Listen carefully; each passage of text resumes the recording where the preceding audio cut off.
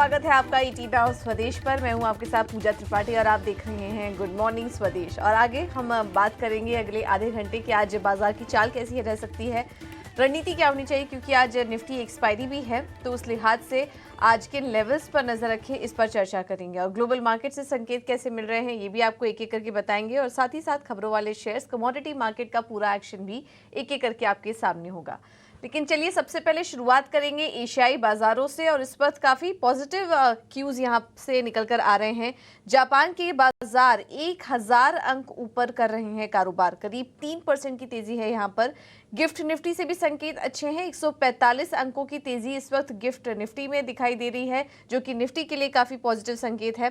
Korea के बाजार ऊपर हैं 1% से ज्यादा, चीन के बाजार हरे निशान में कारोबार कर रहे हैं और हांगकांग के बाजार भी आधे % ऊपर इस वक्त ट्रेड कर रहे हैं। तो एशियाई बाजारों की शुरुआत तो काफी अच्छी दिखाई दे रही है। अन्य संकेतों पर नजर डालें तो वहां से भी क्यूज अच्छे हैं। यूएस मार्केट में कल हमने देखा कि बढ़त के साथ सभी बाजार बंद हुए। एक और डेटा आपके सामने रखेंगे, एशियाई बाजारों से संकेत अच्छे होने का कारण ये भी है कि जापान में पीपीआई के आंकड़े आए, यानी कि प्रोड्यूसर प्राइस इंडेक्स, ये महंगाई का आंकड़ा है जो कि 2.5% पर आया है सालाना आधार पर। अनुमान था 2.8% का, तो उससे बेहतर नंबर्स आए हैं।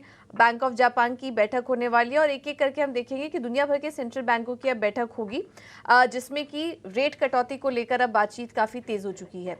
इसके अलावा आज ईसीबी की भी बैठक होगी यूरोप में, तो वो भी एक इंपॉर्टेंट इवेंट है जिस पर कि आपको नजर रखनी है। अमेरिकी बाजारों से बात करें तो डाउ जोन्स में 124 अंकों की तेजी थी। नैस्डैक और S&P 500 भी करीब 1 से 2% ऊपर बंद हुए। वहां पर यूएस में जो महंगाई दर के आंकड़े आए वो अनुमान के मुताबिक थे। यूएस अगस्त महंगाई दर अगर देखेंगे तो 0.2% की बढ़त मंथ ऑन मंथ और सालाना आधार पर 2.5% की बढ़त देखने को मिली, जो कि एग्जैक्ट अनुमान के मुताबिक का देखने को मिली। और सालाना आधार पर अगर देखेंगे तो महंगाई दर 5 महीने के निचले स्तर पर पहुंच चुकी है। जो इंटरनल्स आए हैं उसमें थोड़ा कंसर्न जरूर था।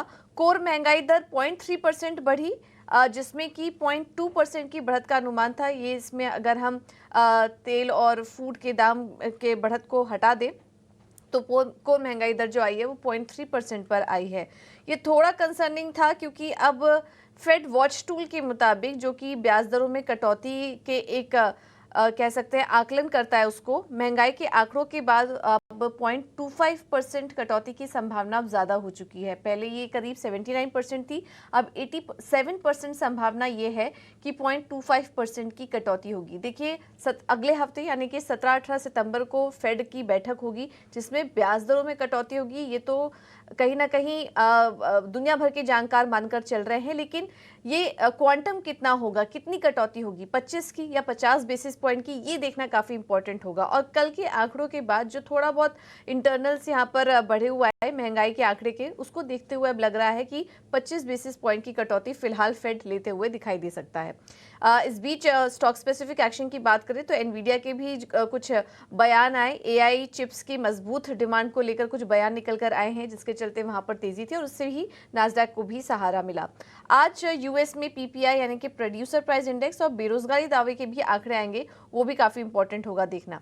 अन्य संकेतों की बात करें तो महंगाई आंकड़ों के बाद बॉन्ड यील्ड्स में हल्की बढ़त 3.7% के पास है। 0.50% कटौती की संभावना थोड़ी कम होने से सोने में थोड़ी नरमी देखने को मिली। वहीं निचले स्तरों से कच्चे तेल में भी हल्की रिकवरी थी। 3 साल के निचले स्तरों पर कच्चा तेल पहुंच चुका था, अब वहां से थोड़ी रिकवरी देखने को मिल रही है। यूरोप के बाजार मिले जुले थे, लेकिन वहां पर आज ईसीबी की बैठक भी होगी, जिस पर की नजर रहेगी और वहां पर भी एक रेट कट देखने को मिल सकता है, ये अनुमान लगाया जा रहा है इस वक्त। तो कुल मिला के बात करें, संकेत आज अच्छे ही हैं। भारतीय बाजारों के लिहाज से अगर देखें तो एफआईआईज और डीआईएस के आंकड़े भी पॉजिटिव हैं। कैश मार्केट में एफआईआईज 1755 करोड़ की खरीदारी हुई है उनकी तरफ से, और डीआईआईज ने खरीदारी की है, लेकिन बहुत बड़ा आंकड़ा नहीं है, 231 करोड़ के आसपास की खरीदारी डीआईआईज ने की। इंडेक्स फ्यूचर्स 477 अंक की बिकवाली हुई है। इंडेक्स ऑप्शन में, क्योंकि कल बैंक निफ्टी की भी एक्सपायरी थी, 52,218 करोड़ की बिकवाली हुई है। इंडेक्स ऑप्शन में एफआईआईज की तरफ से काफी बड़ा आंकड़ा है। और कल भारतीय बाजारों में भी हमने देखा शुरुआत काफी अच्छी हुई थी, 25,000 के ऊपर के लेवल्स देखने को मिले, लेकिन बाजार बंद होते होते सारी बढ़त गवा चुका था कल भारतीय बाजार। निफ्टी 122 अंक नीचे, बैंक निफ्टी 262 अंक नीचे क्लोज हुआ था। बट आज गिफ्ट निफ्टी से जो पॉजिटिव संकेत आ रहे हैं, 25,000 के ऊपर की एक गैप अप ओपनिंग जो इंडिकेट कर रहे हैं, उस लिहाज से आज किन लेवल्स पर नजर रखें, भारतीय बाजार में आज ट्रेड कैसे लें, ये पूरा एनालिसिस लेकर हमारे साथ डिम्पी कालरा जुड़ चुके हैं। डिम्पी, गुड मॉर्निंग, बताइए। गुड मॉर्निंग पूजा। देखिए, कल मार्केट के अंदर फिर से वही प्रॉब्लम हुई जो आपको हमारे साथ भी शो में थी कि मार्केट रेजिस्टेंस पार नहीं कर रहा था, तो उसको वापस थोड़ा नीचे आना पड़ा। आज फिर से गिफ्ट निफ्टी ऊपर है, आज फिर से आप ऊपर जाएंगे, गैप अप होंगे। कुल मिला के जब तक उस रेंज का ब्रेकआउट या ब्रेकडाउन नहीं होता तो बड़ा मूव मार्केट के अंदर नहीं आएगा।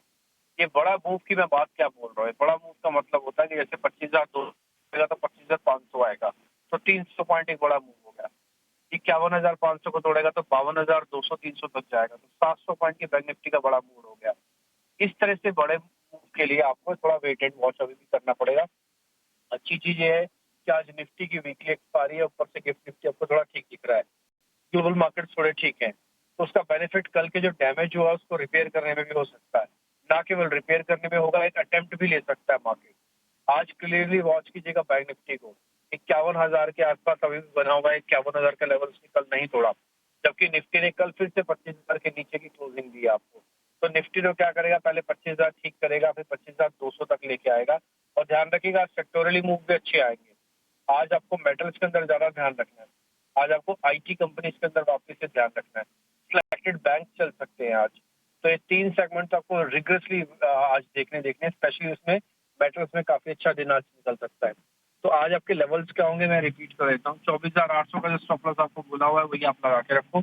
जो नए वाले हैं, अगर आज बहुत बड़ा गैप नहीं मिलता, छोटा मोटा गैप मिलता है तो फिर आप भी ले लेना, ऐसी कोई दिक्कत नहीं है। और आप दोनों का ही टारगेट, पुराने वालों का, नए वालों का पहला टारगेट होगा 25,200 का है, फिर 25,350 तक का फिलहाल ये टारगेट 2 मान के चल रहे हैं। मेरे को 25,200 के ऊपर ज्यादा मार्केट जाता हुआ भी दिखता नहीं है। दूसरा पॉइंट आता है कि बैंक निफ्टी के अंदर 51,000 का स्टॉप लॉस ऑलरेडी हमने आपको पहले भी बताया हुआ है, और 50,800 का स्टॉप लॉस रखें सीरीज के हिसाब से। 51,500 तक का आपका पहला टारगेट है, पार होने पर ही बड़ा मूव आएगा। ध्यान रखा जाए, कल भी मार्केट के अंदर हल्की सी कैश में बाइंग हुई है, लेकिन इंडेक्स ऑप्शन के अंदर करीब 58,000 करोड़ रुपए की सेलिंग भी हुई है। तो एफआईसी होल्डिंग वगैरह में किसी तरह का कोई चेंजेस नहीं है। पोर्ट कॉल रेशियो दोनों का 0.8 के आसपास अभी चल रहा है, यानी कि जो थोड़ा सा स्लाइटली ओवरसोल्ड कहता है इसको। 7 शेयर एफ&ओ बैन में है।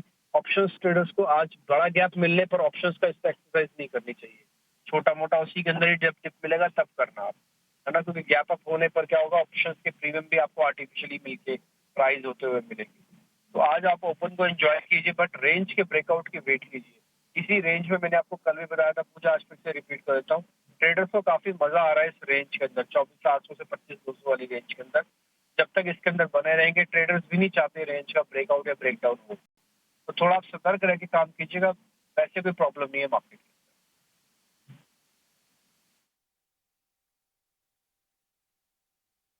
तो ये है पूरा एनालिसिस निफ्टी और बैंक निफ्टी पर आपके लिए बताया, और आज के लिए अहम स्तर आपको बताया। और आज भी ऐसे ही रेंज बाउंड सेशन देखने को मिल सकता है। ऊपर की तरफ जो इंपॉर्टेंट लेवल्स जो पिछले काफ़ी समय से हम हाईलाइट करे थे 25,200, जबकि जब तक इसके ऊपर बाजार एक अच्छी मजबूती नहीं दिखाता है तब तक ऐसे ही रेंज में ट्रेड होगा। नीचे की तरफ 24,800 ये इंपॉर्टेंट लेवल्स है। तो आज बाजार आज भी थोड़ा कंसोलिडेशन में कारोबार कर सकता है।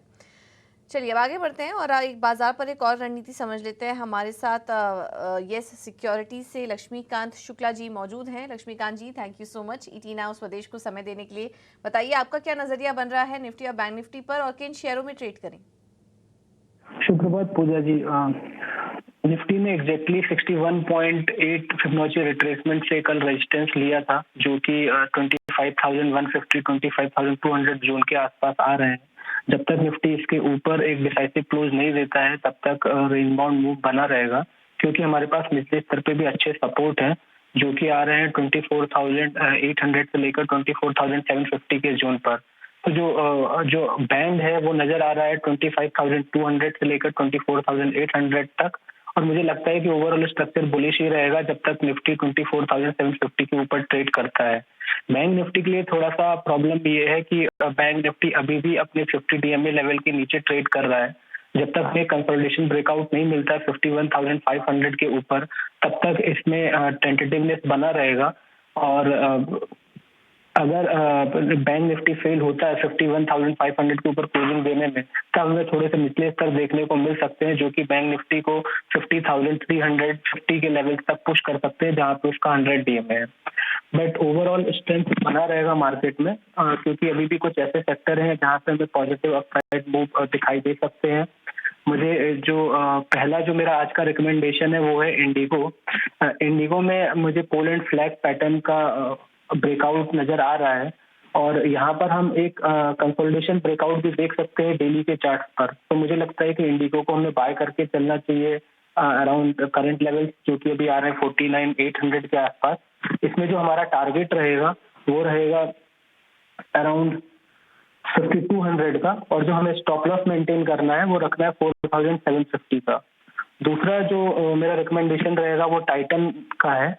टाइटन ने भी एक डबल बॉटम का ब्रेकआउट दिया था, उसके बाद उसके जो प्राइसेस हैं उसके नेकलाइन के ऊपर ही मेंटेन कर रहे हैं। तो मुझे लगता है कि एक शॉर्ट टर्म अपसाइड मूव हमें दिखाई दे सकता है टाइटन्स में, और यहाँ पर हमें एक पॉजिटिव क्रॉसओवर भी दिख रहा है 20 और 200 डीएमए का। तो ओवरऑल स्ट्रेंथ बताता है इस स्टॉक में। तो हम टाइटन को बाय कर सकते हैं अराउंड 3690 से लेकर 3710 के जोन के आसपास, और जो हमारा टारगेट रहेगा वो रहेगा 3910 का, और हमें स्टॉप लॉस मेंटेन करना है 3590 का। धन्यवाद पूजा।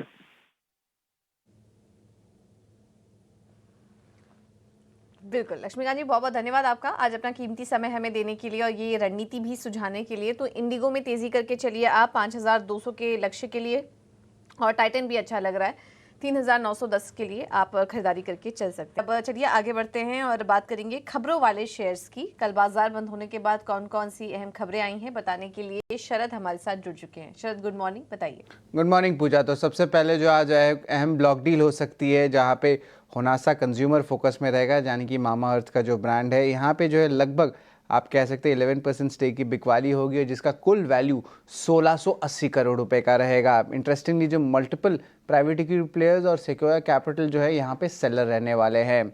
इसके अलावा टाटा स्टील के लिए पॉजिटिव न्यूज़ फ्लो है। फॉर्मल एग्रीमेंट साइन हुई है आपके पोर्ट टालबोट के साथ, जहाँ पे ये ग्रीन स्टील ट्रांजिशन पे जो है बात होने वाली है, और ओवरऑल कंपनी को 500 मिलियन पाउंड्स का ग्रांट मिलेगा, और जो टोटल ग्रांट है वो लगभग 1.25 बिलियन डॉलर्स का है। अभी इसका सिंपल जो मतलब है ये मैं आपको बताता हूँ। स्ट्रीट भी यही एक्सपेक्ट कर रही थी, और जो पुराने गवर्नमेंट के साथ जो इनका डील था, अब करंट गवर्नमेंट के साथ भी वही डील हो रही है। तो ओवरऑल जो है एक टाइप से कह सकते हैं पॉजिटिव न्यूज़ फ्लो आ रही है उनके यूके के बिजनेस को लेके। जिंदल सॉ की बात करें तो भारत के गवर्नमेंट ने जो सीवीडी होता है काउंटर वेलिंग ड्यूटी, एक टाइप से एंटी डंपिंग ड्यूटी मान लीजिए, वहाँ पे जो है स्टेनलेस स्टील वेल्डेड ट्यूब्स का जो इंपोर्ट आ रहा था वियतनाम और चाइना से, वो अगले 5 साल तक मेंटेन रखेंगे 12 से लेकर 30% का ये ड्यूटी से। अब इसका बेनिफिट जो है पाइप प्लेयर्स से होगा, खास करके जिंदल सॉ के लिए। 2 और 3 व्हीलर ईवी स्पेस के लिए बहुत पॉजिटिव न्यूज़ फ्लो आई है। पीएम के ई ड्राइव स्कीम की जो अनाउंसमेंट आई है कैबिनेट की, यहाँ पे उन्होंने 10,900 करोड़ रुपए आउटले किया है अगले 2 साल के लिए। हालांकि याद रखिए 4 व्हीलर ईवीज़ के लिए कुछ अनाउंसमेंट नहीं आए हैं, और जो नई फेम 3 स्कीम है वो जो है आपको मंथ एंड में देखने मिल सकती है। लेकिन अगर 2 व्हीलर या 3 व्हीलर ईवी स्टॉक्स को देखें, जैसे बजाज ऑटो, टीवीएस मोटर, तो उन स्टॉक्स में आज मोमेंटम आ सकता है। एनएचपीसी की बात करें तो गवर्नमेंट ने लगभग 12,500 करोड़ का जो है अप्रूवल दिया है हाइड्रो प्रोजेक्ट्स को लेके। और याद रखिए कैबिनेट ने एक और इम्पॉर्टेंट अनाउंसमेंट किया है आयुष्मान भारत का जो पीएमजे स्कीम है उसको लेके एक एक्सटेंशन किया गया है, और उसकी जो कवरेज एरिया है उसको बढ़ाया गया है। अब इससे जो बेनिफिट होगा, अपोलो हॉस्पिटल ले लीजिए, डायग्नोस्टिक स्टॉक्स ले लीजिए, फार्मा स्टॉक्स ले लीजिए, जो भी कंपनी जो सीजीएचएस जो सेंट्रल गवर्नमेंट जो हेल्थ स्कीम होती है जो उनके साथ जुड़े हुए उनको भी बेनिफिट देखने मिल सकता है। तो ऑफकोर्स एक पॉजिटिव मोमेंटम पूरे स्पेस में आज देखने मिल सकती है। इसके अलावा अशोक लीलैंड, टाटा मोटर्स और जो बस के ईवी स्टॉक्स है वो भी फोकस में रहेंगे, क्योंकि प्रधानमंत्री के ई बस पेमेंट सिक्योरिटी मैकेनिज्म लॉन्च हुआ है। 3,400 करोड़ का ये टोटल डील है। ये पेमेंट मैकेनिज्म बेसिकली बहुत सिंपल होता है। ये गवर्नमेंट के साथ जो भी प्राइवेट या पब्लिक टेंडर्स जाते हैं उसकी जो पेमेंट मैकेनिज्म है जल्द से जो है रिसीवेबल्स जो है कन्वर्ट होकर आ जाए कंपनी के खाते में, उसी के जो है पेमेंट सिक्योरिटी मैकेनिज्म कहते हैं। क्योंकि कभी कभी गवर्नमेंट ऑर्डर्स के जो पेमेंट्स आते हैं वो थोड़े डिले होते हैं, तो ये एक बहुत पॉजिटिव न्यूज़ फ्लो है। अगर बात करें HPCL के, तो यहाँ पे भी न्यूज़ फ्लोज आ रहे हैं, और ऑफकोर्स हमें पता है OMCs भी अभी जो न्यूट्रल या पॉजिटिव रुख में है, क्योंकि ब्रेंट की गिरावट भारी देखने मिली है आने वाले दिनों में जो दिखी थी। बोर्ड की जो अप्रूवल आई है, विशाख, रायपुर और कांताबाजी, ये जो इंपॉर्टेंट एरियाज़ हैं, यहाँ पे जो है उनके अप्रूवल आई कि एक पाइपलाइन बनाएंगे, और ये पाइपलाइन का वैल्यू बहुत बड़ा है, 2200 करोड़ का है। तो HPCL को ज़रूर जो है फोकस में रखिए। अगर आखिरी स्टॉक हमारे रडार में रहेगा वो है NBCC। अब उन्होंने MTNL के साथ करार किया, और MTNL के ज़मीन में ही वो अब कंस्ट्रक्शन करने वाले हैं प्रोजेक्ट, और उसका जो वैल्यू है वो बड़ा है, 1600 करोड़ रुपए। तो ये आंकड़ा ज़रूर आप याद रखिएगा, और ये अहम स्टॉक्स है जहाँ पे आज जो है एक्शन या मोमेंटम देखने मिल सकता है।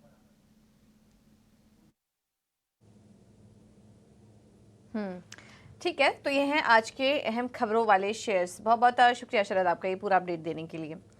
चलिए अब बात करते हैं कमोडिटी मार्केट की, और हमारे साथ फ़ोन लाइन पर ट्रेडबुल्स सिक्योरिटीज से भाविक पटेल जी मौजूद हैं। Bhavik ji, thank you so much ET Now Swadesh को समय देने के लिए। शुरुआत सबसे पहले क्रूड से करेंगे, क्योंकि कच्चे तेल में फाइनली कल एक रिकवरी हमने देखी है। क्या लग रहा है आपको, कितनी कंटिन्यू हो सकती है ये रिकवरी, या फिर ऊपरी स्तरों से वापस से आप थोड़ा प्रेशर देख रहे हैं? Good morning. I think very short term में लग रहा है कि शायद थोड़ी कंटिन्यू हो सकती है, क्योंकि पहले भी हमने हिस्टोरिकली देखा है कि जब जब भी कच्चा तेल WTI 68 से 66 के करीब आता है तो एक रैली जरूर से देखने मिल सकती है। और MCX में भी हमने देखा है कि 56 से 5400 एक बेस बन रहा है, और वहां से थोड़ी बहुत टेक्निकल पुल बैक आ सकती है। तो मुझे लग रहा है कि कल के रिकवरी के बाद आज भी शायद थोड़ी शॉर्ट कवरिंग देखने को मिल सकती है। तो आज के दिन बाई के ही चल सकते हैं अराउंड 5600 5730 के टारगेट के लिए, और इंट्राडे स्टॉप लॉस रख सकते हैं 5530। बट लंबी अवधि के लिए अभी भी वीक ट्रेंड है, पर 1 से 2 दिन की अवधि के लिए मुझे लग रहा है कि पॉजिटिव साइड, लॉन्ग साइड रहना चाहिए। ठीक है, भाभी जी सोने पर भी आपकी राय लेंगे, लेकिन उसके पहले कल जिस तरीके से आंकड़े आए फेड US में महंगाई के जो आंकड़े निकल कर आए हैं, उस पर भी थोड़ा एक राय लेंगे आपसे, कैसे एनालिसिस किया, क्योंकि वो आंकड़ों के चलते हमने देखा कमोडिटी मार्केट में थोड़ी हलचल दिखी थी कल के दिन। आपने कैसा एनालिसिस किया? अगले हफ्ते फेड की बैठक भी होने वाली है, उसमें क्या एक्सपेक्ट कर रहे हैं आप, और उसके पहले फिर सोने चांदी को कैसे ट्रेड करना चाहिए?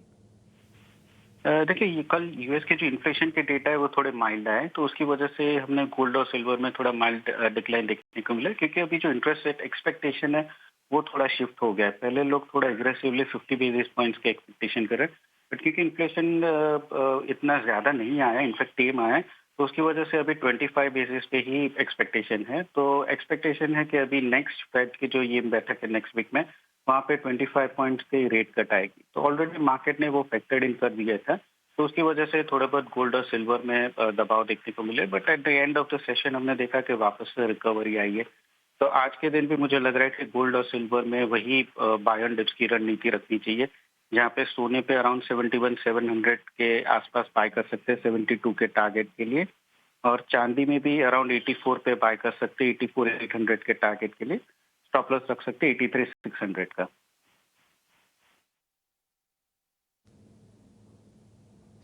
ठीक है, तो ये है सलाह, गोल्ड और सिल्वर पर आप खरीदारी करके चल सकते हैं। कुल मिला के रेट कट तो आएगा, जो कि काफ़ी हद तक फैक्टर इन है बाजार में, लेकिन कितना रेट कट होगा अब उसको लेकर कंफ्यूजन है। अब ज़्यादातर बात की जा रही है कि 25 बेसिस पॉइंट तक की कटौती देखने को मिल सकती है।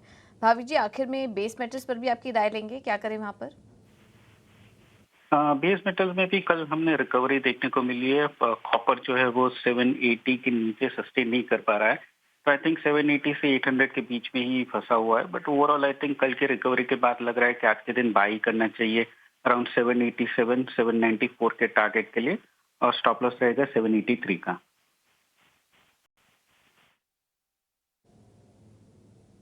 ठीक है, बहुत बहुत शुक्रिया भाविक आपका समय देने के लिए और ये रणनीति सुझाने के लिए। तमाम कमोडिटी एसेट्स पर गोल्ड सिल्वर में तेज़ी करने की सलाह है, खरीदारी करिए यहाँ पर। गोल्ड में 72,000 के लक्ष्य के लिए, सिल्वर में 84,800 के लक्ष्य के लिए आप तेज़ी करके चल सकते हैं।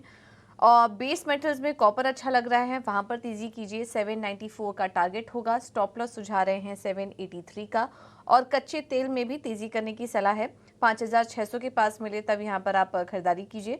5,730 के टारगेट्स होंगे, स्टॉप लॉस होगा 5,530 का। तो ये है सलाह आज कमोडिटी मार्केट पर आपके लिए। चलिए अब आगे बढ़ेंगे और ब्रोकरेज रिपोर्ट भी एक बार देख लेते हैं। हमारे साथ वरुण जुड़ चुके हैं पूरा अपडेट लेकर। वरुण, गुड मॉर्निंग, बताइए। गुड मॉर्निंग पूजा। तो शुरुआत करूंगा चोलामंडलम इन्वेस्टमेंट के साथ। यहाँ पे जेफरीज की रिपोर्ट आई है, प्राइस टारगेट बढ़ा दिया है 1685 से बढ़ा के 1800 का इन्होंने किया है। इनका कहना है कि ऑटो फ्रेंचाइजी जो है इस कंपनी की काफ़ी बेहतर है और काफ़ी सारे टेल विंड्स है, जैसे कि रेट कट साइकिल जो है उससे फ़ायदा होगा। क्रेडिट कॉस्ट वैसे भी कंपनी का काफ़ी स्टेबल है और अनुमान लगा रहे हैं ये कि FY24 से 27 तक EPS में 29% का CAGR ग्रोथ आपको देखने मिल सकती है। महानगर गैस जेफरीज ने प्राइस टारगेट बढ़ा दिया है, 1990 से बढ़ा के 2120 का किया है। वॉल्यूम ग्रोथ इनको अच्छी लगती है और ओवरऑल ग्रोथ प्लान अच्छे हैं। और जो APM गैस गिर रही है उसका थोड़ा गैस एलोकेशन जो है वो जो कम हुआ है वो यहाँ पे अब स्टेबल होता हुआ नज़र आ सकता है और इस पूरे सेक्टर में प्रीफर्ड पिक है। टाटा स्टील पे मॉर्गन स्टैनली अंडरवेट का कॉल दे रहा है, प्राइस टारगेट 135 का दे रहा है। इनका कहना है कि जो यूके के बिजनेस का ओवरऑल रिस्ट्रक्चरिंग का अपडेट आया है वो काफ़ी पॉजिटिव डेवलपमेंट है और कोई एडिशनल कॉस्ट जो है वो इस कंपनी को नहीं देना पड़ेगा, ये एक अच्छी बात है।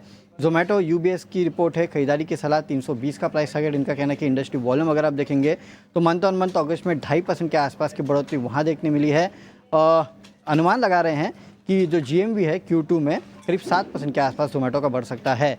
और OMCs पे इन्वेस्टेक ने अपनी रिपोर्ट निकाली है, प्राइस टारगेट बढ़ाया है, हालांकि सारे के सारे price target current market price के नीचे हैं। IOC सेल का कॉल 110 से बढ़ा के 120, BPCL सेल का कॉल 230 से बढ़ा के 250, HPCL होल्ड का कॉल 360 से बढ़ा के 400 का किया है। इनका कहना है कि जो मार्केटिंग मार्जिन्स है, क्योंकि कच्चे तेल के दाम घट रहे हैं तो इनके बढ़ सकते हैं। हालांकि एक ओवरहैंग है, महाराष्ट्र स्टेट इलेक्शन है, तो हो सकता है यहाँ पे पेट्रोल डीजल के प्राइसेस जो है उसमें थोड़ी बहुत उतार चढ़ाव देखने मिला, तो वो एक रिस्क इनको लगती है ओवरऑल कंपनी के कारोबार और अर्निंग्स को लेके। लेकिन हाँ, कच्चे तेल गिर रहा है तो जाहिर सी बात है थोड़ा इन्होंने प्राइस टारगेट बढ़ा दिया है।